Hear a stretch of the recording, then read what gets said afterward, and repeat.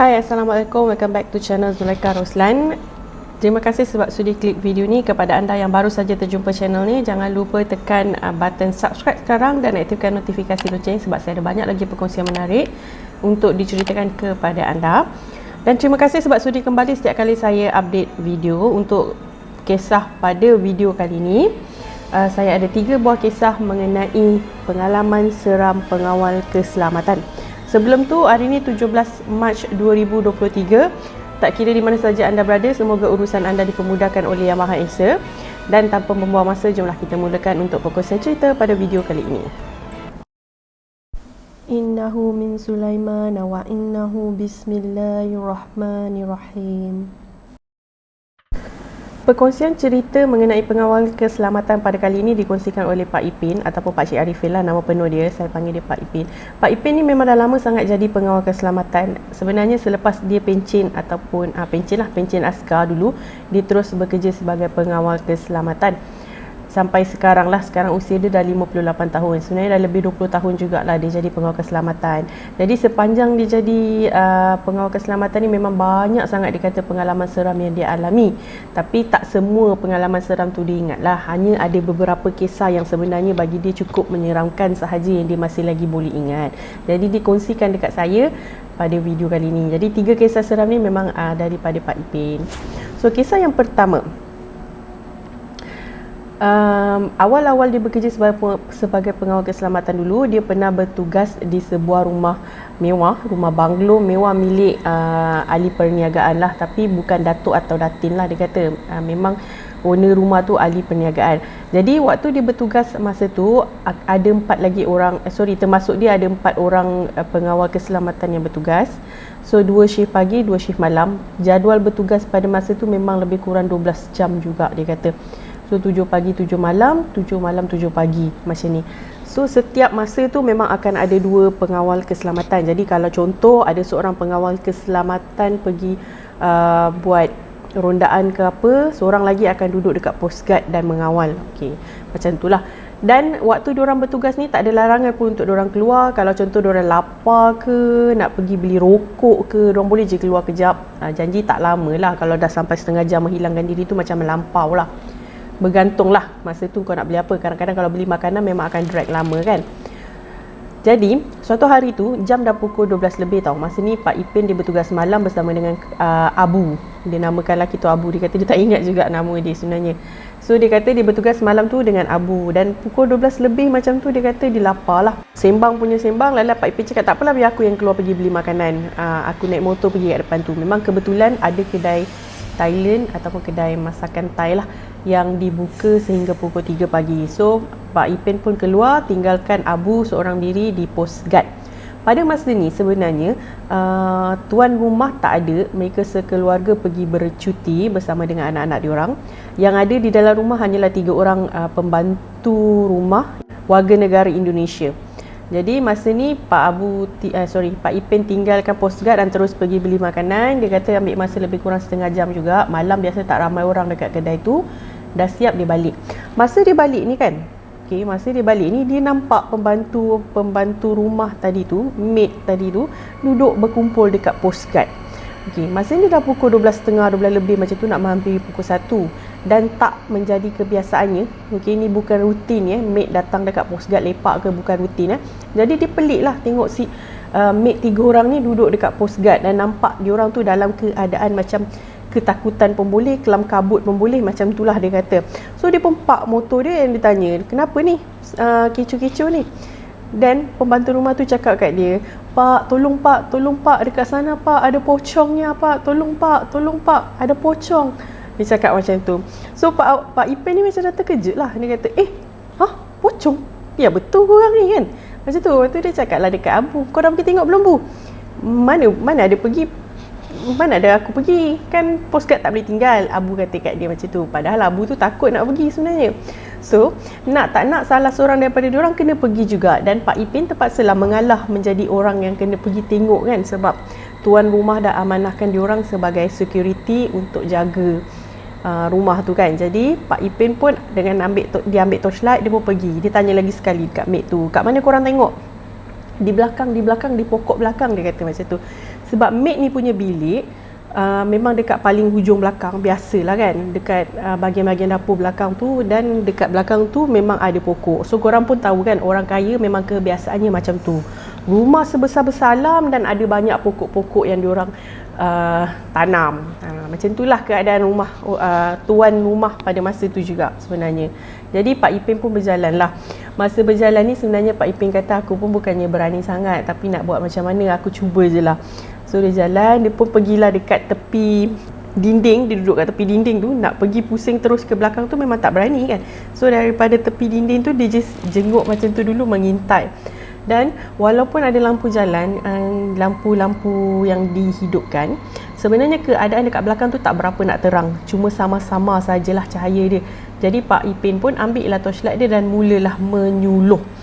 Dan masa dia mula menyuluh ni lah, dia nampak satu susuk tubuh berbungkus tersebut memang berada sebelah sebatang pokok. Memang tengah berdiri statik dekat tepi pokok. Okey. Pokok tu tak berapa nak jauh sangat daripada Pak Ipin pun sebenarnya. Dan masa Pak Ipin nampak si pocong ni tadi, dia terus mengucap panjang, ya Allah, astaghfirullahalazim, subhanallah, dia kata kan. Aku mengucap panjang tengok si pocong tu, sebab memang nampak susuk tubuh dia jelas, wajah dia pun memang nampak jelas. Bagi Pak Ipin nampak gelap, macam mayat yang dah rosak, macam itulah Pak Ipin kata kan. So masa ni memang mengucap panjang Pak Ipin, subhanallah.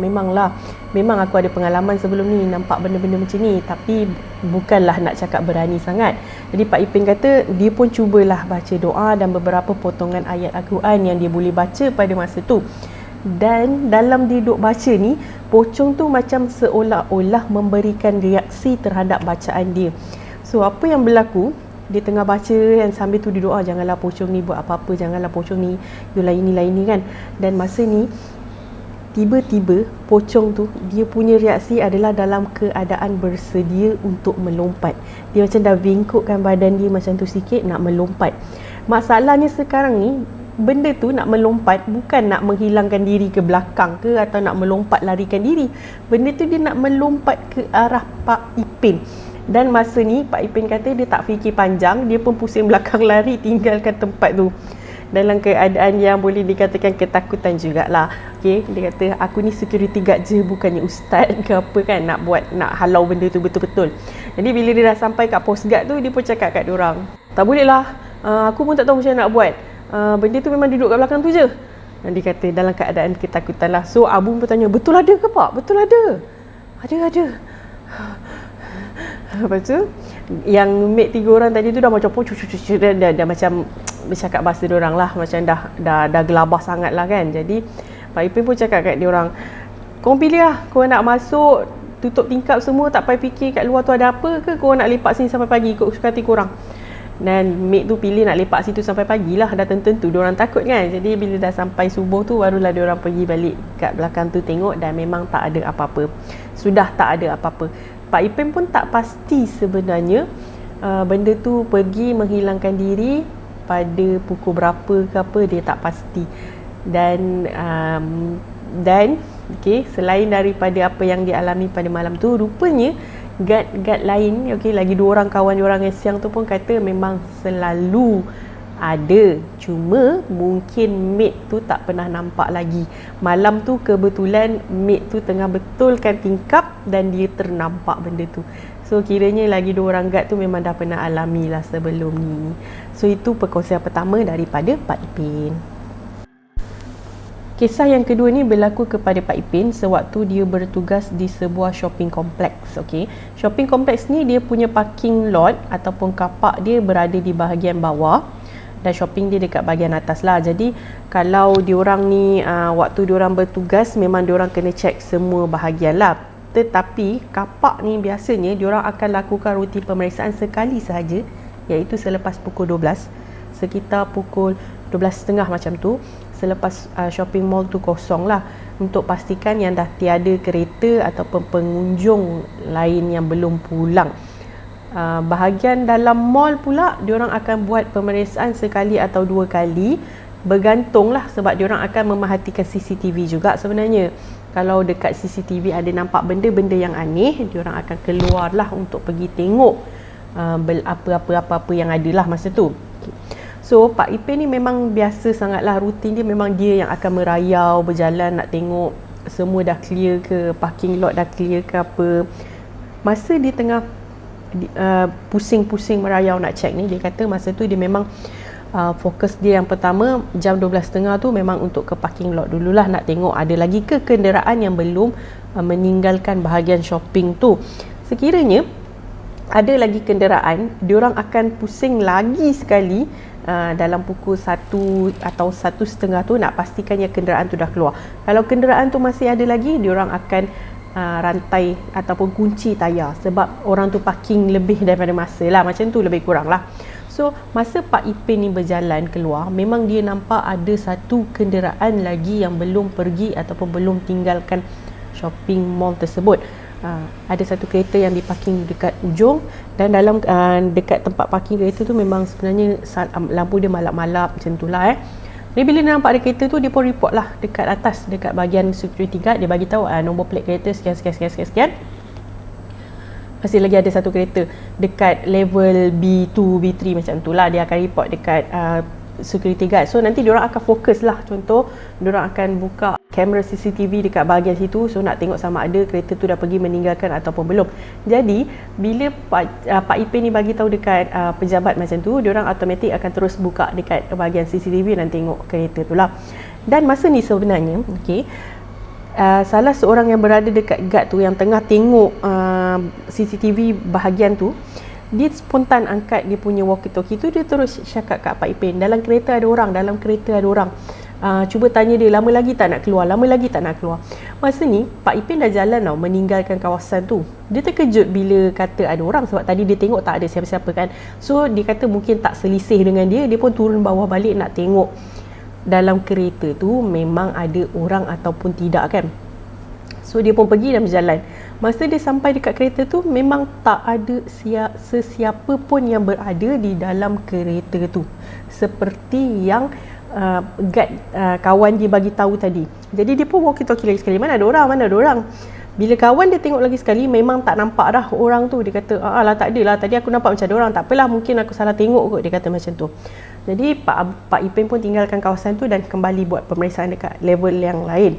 Masa ni sambil tu diorang tengok juga dekat mall tu, mungkin ada staff ataupun pekerja yang tengah sibuk pasang, sebab kadang-kadang untuk event ke apa, diorang akan pasang selepas pukul 10, takut drag masa sehingga pukul 12 lebih ke kan.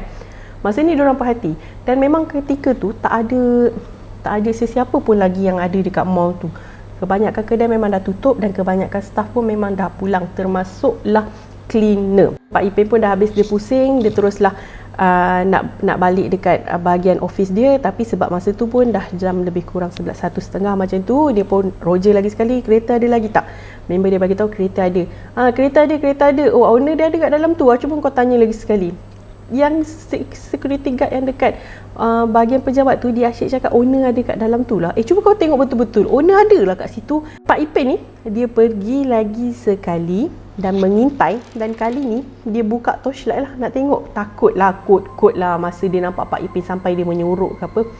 Pak Ipin pun menyuluh ke dalam kereta. Kawan dia tadi tu tengok daripada CCTV masa Pak Ipin ni menyuluh. Pak Ipin tak nampak apa-apa, tetapi kawan dia daripada dalam bilik security tu terus on walkie-talkie dan cakap, Ipin blah. Dan masa ni Pak Ipin memang dah terkejut, dah kenapa pula kau suruh aku blah? Tadi kau kata ada orang dalam ni kan.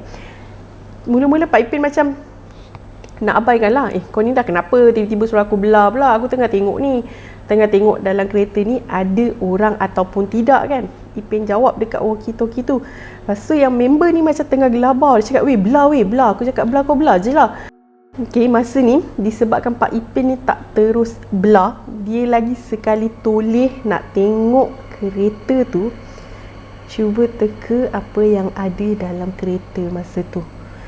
Dia toleh sahaja daripada tempat penumpang dekat belakang, dia boleh nampak seorang perempuan yang berambut panjang sedang melihat ke arah dia dengan satu pandangan yang memang agak menyeramkan.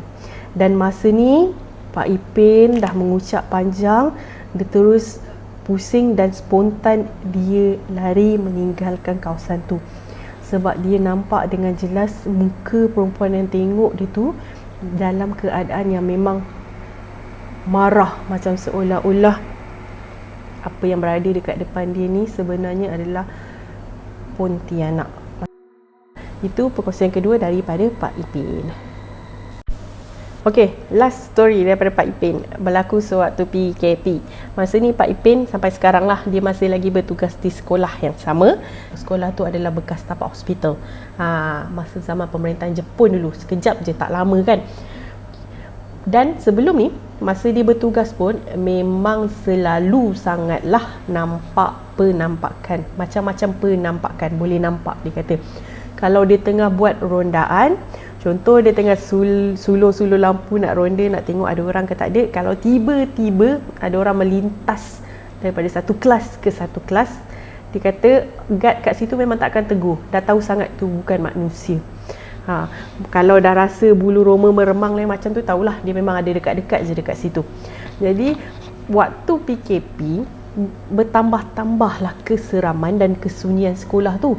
Sekurang-kurangnya waktu siang adalah juga penggunanya kan. Ni siang tak ada pengguna, malam tak ada pengguna. Selalu malam je dia tunjukkan diri je. Tapi masa tu, masa kejadian ni, Pak Ipin kata siang pun dia berani tunjukkan diri dia. Sebab tak ada orang guna sekolah pada masa yang lama, dia katalah. Apa yang berlaku pada masa tu, sepatutnya musim-musim macam tu kalau diorang tak payah nak buat rondaan pun tak ada masalah sebenarnya, sebab memang tak ada pergerakan keluar dan masuk kan. Tapi masa tu Pak Ipin dia kata dia nak pergi ke tandas. Dia pun berjalanlah pergi ke tandas. Jarak antara tandas dengan pos guard tu memang boleh tahanlah jauh dia, sebab diorang akan menggunakan sama ada tandas pelajar ataupun tandas guru. Selalunya diorang akan gunakan tandas pelajar lah, sebab tandas guru ni limit kepada guru lah. Saya tak pastilah dekat sekolah lain macam mana ke apa, sebab Pak Ipin kata dia biasanya akan gunakan tandas pelajar. Jadi dia pun jalanlah naik dekat arah satu nak pergi menuju ke tandas pelajar lelaki. So biasalah sekolah kalau ada perempuan dengan lelaki, dia akan separate kan, tandas lelaki, tandas perempuan. Dia takkan letak berdekatan. Biasa ujung kanan perempuan, ujung kiri lelaki. Biasa macam tu kan. So dia pun jalanlah nak menuju ke arah tandas lelaki. Masa dah sampai dekat arah satu ni, dia jalan melangkahi kelas pertama, kelas kedua. Masuk yang kelas ketiga ni, okey, dia dah lepas pintu belakang. Sekilas pandang, dia toleh macam tu, dia nampak macam ada seorang perempuan tengah duduk dekat dalam kelas tu, dekat bahagian belakang, macam seolah-olah ada pelajar yang tengah belajar. Sekilas pandang dia nampak macam tu. So bila dia dah ternampak, secara automatik mestilah kita rasa macam nak tengok lagi sekali kan. So dia pun toleh lagi sekali. Masa dia toleh ni, dia dah tak nampak dah perempuan tadi tu. So dia kata, oh tak apalah, mungkin tu perasaan aku je. So dia pun teruskanlah perjalanan dia untuk menuju ke tandas. Budak-budak sekolah rendah, korang tahu lah perangai dia macam mana kan, main lari-lari, main kejar-kejar. Jadi masa ni Pak Ipin baru nak masuk ke dalam tandas, dan dia dah masuk ke dalam kubikel tandas, dia dah tutup. Dia boleh dengar suara budak lelaki tengah main. Selalu kalau diorang main air kan, macam hehehe macam tu kan, baling-baling air kan, dia boleh dengar suara budak lelaki tengah main air macam tu. Mula-mula dia dah rasa macam aduh, takkan siang-siang buta pun nak kacau. Tak apa, relax je lah, relax. Dia tenangkan diri dia, dia buat apa yang nak buat kan. Dia buat macam dia tak dengar bunyi budak-budak tu main air lah, dia kata. Dan dalam keadaan dia nak abaikan ni, boleh pula tiba-tiba pintu dia kena ketuk daripada luar, pang-pang macam tu. Macam seolah-olah ada budak-budak nakal nak ajak dia bergurau, pang-pang macam tu kan, ketuk pintu. Aduh, masa ni dia dah memang terkejut dah. Subhanallah, budak-budak ni budak-budak ni padahal bukan budak kan. Jadi dia pun macam dia diam je, dia teruskan dan dia buka pintu. Masa dia nak buka pintu ni geng, masa dia nak buka pintu ni, dia dah buka pintu daripada toilet sebelah. Zap, budak berlari keluar daripada toilet sebelah, keluar daripada dia keluar daripada tandas tu, daripada cubicle sebelah tandas dia tu. Zap, budak tu lari keluar meninggalkan tandas pada masa tu. Masa ni Pak Ipin kata dia dah tua kan. Dia kata sekarang dia dah 58. Masa kejadian tu mungkin dia dalam 56 atau 55 macam tu lah dia kata kan. Memang spontan, terkejut sangat, dia teruslah keluar tinggalkan tandas tu, pergi menuju dekat Coast Guard balik. Dan bila dia ceritakan dekat diorang pun sama rupanya alami benda yang sama. Tandas tu, tempat yang diorang selalu pergi, tandas yang diorang selalu pergi tu, rasa macam ada budak yang memang tengah main-main dekat dalam tandas tu, macam kebiasaan ni. Itu pengalaman seram yang ketiga Pak Ipin kongsikan kepada kita melalui channel Zulaikha Roslan. Itu saja perkongsian cerita untuk video kali ini. Terima kasih banyak-banyak dekat Pak Ipin sebab sudi nak ceritakan pengalaman dia sewaktu menjadi pengawal keselamatan. Nanti insya-Allah kalau ada masa saya sembang lagi dengan dia mengenai story sewaktu dia jadi askar pula, insya-Allah. So jangan lupa like, share dan komen. Semoga subscriber Zulaikha Roslan terus bertambah. Dan sampai kita jumpa on next video. Terima kasih banyak-banyak guys for your support. Thank you. Bye.